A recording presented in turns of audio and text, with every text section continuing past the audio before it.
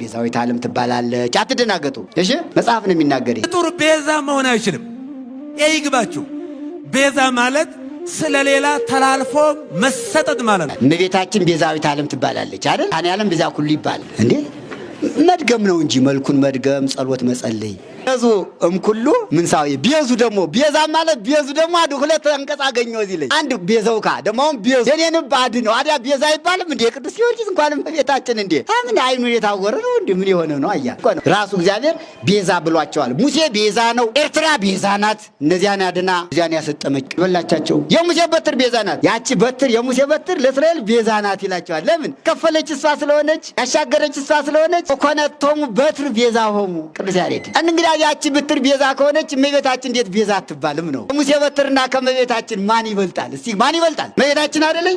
የሙሴ በትር እኮ እመቤታችን ማርያም መድኃኒት መባል የለበትም፣ ቤዛ መባል የለባትም። ይሄ ማለት አምልኮ ባል ነው እያሉ በእውነቱ ደግሞ ቤዛነቱን ገልጿል። ቅዱስ ጊዮርጊስ ቤዛ ይባላል። እስቲ ቤዛ በሉ። ቅዱስ ጊዮርጊስ ቤዛ ይባላል።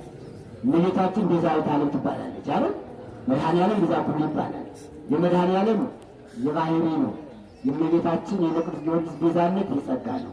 እንዲህ ይላል። ምን ይመስላችኋል?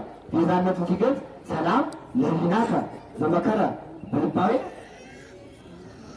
በሞቱ በተንሥኦቱ እሳትፎ መራዊ አቃቤ ሥራይ ጊዮርጊስ መፈውሰ ደዌ ለወለት ከመቤዘው ቃል ይላል። ቤዛ ለወለት ከመቤዘው ካ እማፈድር አጎን አሮ አዩ አንዳንድ ተነስቷል ይባላል። ሰሞኑን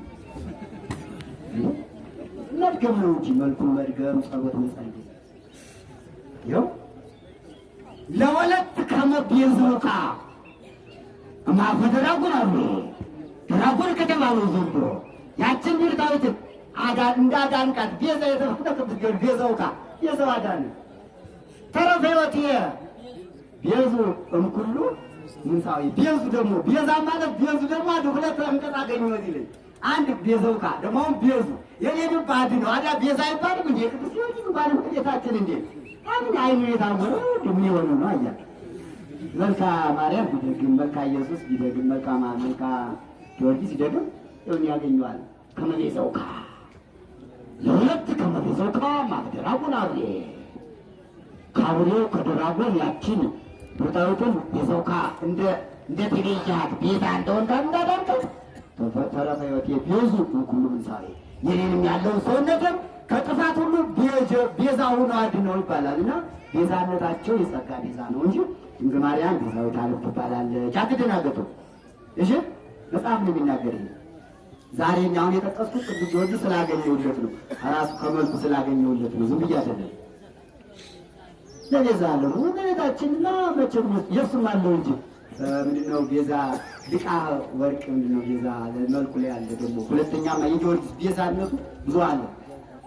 ቤዛ ኃጣውዬ ይኩን ጻማ ከፍት ፍድም ሁሉ አለ። የቅዱስ ጊዮርጊስ ቤዛ ኃጣውዬ የኃጢአቴ ቤዛ ይሁንልኝ፣ ኃጢአቴ ደምሰው እንኳን ይገርማቸዋል። እንኳን ለበጎ ለክቡ እግዚአብሔር ራሱ ቤዛነታቸው ሲገልጽ ምን አለ መሰላችሁ? በዚህ በትንቢተ ኢሳይያስ ላይ ረሰይኩ ለከ ተውላጠከ ግብፀ ወሲዮንሃ ወኢትዮጵያ ቤዛከ ይላል። ቤዛከ እንኳን ለበጎ ያኮ ለክፉ ነው። ለክፉ ፈርዖንን ስላጠፋ ለእስራኤል ምናለው ለአንተ ፈርዖንን ሲሆንን አግን ቤዛ አድርጌልሃለሁ። ለክፉ እኮ ነው።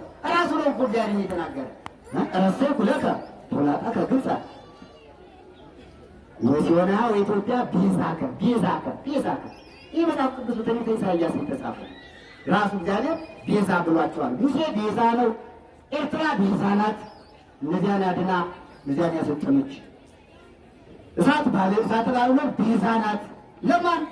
ለሰለስቱ ደቂቅ አልበላቻቸውም። የሙሴ በትር ቤዛ ናት። ምንድነው አለ እዚያ ላይ አለ ደግሞ ስመላለሙ ቅዱስ ያሉት ወኮነቶሙ በትር ቤዛ ሆኑ፣ ወኮነቶሙ ቤትር ቤዛ ሆኑ። ያቺ በትር የሙሴ በትር ለእስራኤል ቤዛ ናት ይላቸዋል። ለምን? የከፈለች እሷ ስለሆነች፣ ያሻገረች እሷ ስለሆነች። ወኮነቶሙ በትር ቤዛ ነው ቅዱስ እንግዲህ ያቺ በትር ቤዛ ከሆነች እመቤታችን እንዴት ቤዛ አትባልም ነው? ከሙሴ በትርና ከእመቤታችን ማን ይበልጣል? እስቲ ማን ይበልጣል? እመቤታችን አይደለም? የሙሴ በትር እኮ ለእመቤታችን ምሳሌዋ ናት። አዳ ምሳሌቱ ኮነቶም ቤዛ ከተባለች አማናዊት ድንግል ማርያም እንዴት ቤዛዊት ዓለም አትባልም? ይህ ስህተት ነው። ቤዛዊት ናት። ቤዛዊት ዓለም በምሱ እግዝእትነ ማርያም ቤዛዊተ ኩሉ ዓለም። እግዝእትነ ማርያም ቤዛዊተ ኩሉ ዓለም። እግዝእትነ ማርያም ወላዲተ አምላክ ቅድስት ድንግል ማርያም ቤዛዊተ ኩሉ ዓለም ይሄን እንጂ እንደው ከመንገው ካያለ ቅዱስ ጊዮርጊስ አዳንክ እየተባለ አያድንም እንዴት ይባላል? ግን የጸጋ ነው። የባህር ወራችሁ እንዳትዩ የጸጋ ነው። የጸጋ ነው። ዳዊትን ማዳነ ቅዱስ ጊዮርጊስ ሌላም ሰራ። ወደ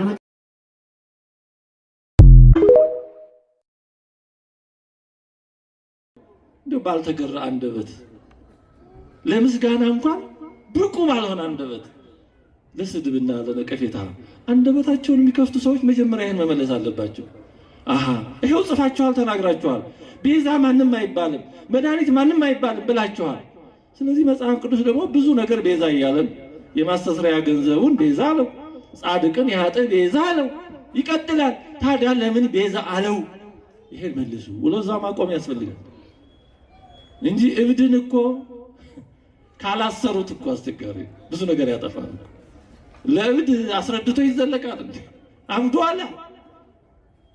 ማሰሪያው ግን የእግዚአብሔር ቃል ያ ተሸክመነዋል የሚሉትን ይሄን መልስ ቃሉ ከምንም በላይ ያስራቸዋል። መልስ አይኖራቸውማ ካላችሁ ያምጡ። ይቀጥላል። ትንቢተ ኢሳይያስ ምዕራፍ 43 ቁጥር 3 ላይ እግዚአብሔር እንዲህ ይላል፣ እኔ የእስራኤል ቅዱስ አምላክ እግዚአብሔር መድኃኒት ነኝ፣ ግብፅን ለአንተ ቤዛ አድርጌ ሰጥቻለሁ። ግብፅን ለእስራኤል ምን አድርጌ ሰጥቻለሁ አለ? ቤዛ አድርጌ ሰጥቻለሁ። ታዲያ ግብፅ ለእስራኤል ቤዛ ነው ማለት ልክ በኢየሱስ ክርስቶስ እንደሆነው ከሞት ያድናል፣ ገነትን ይከፍታሉ ግብፃውያን ማለት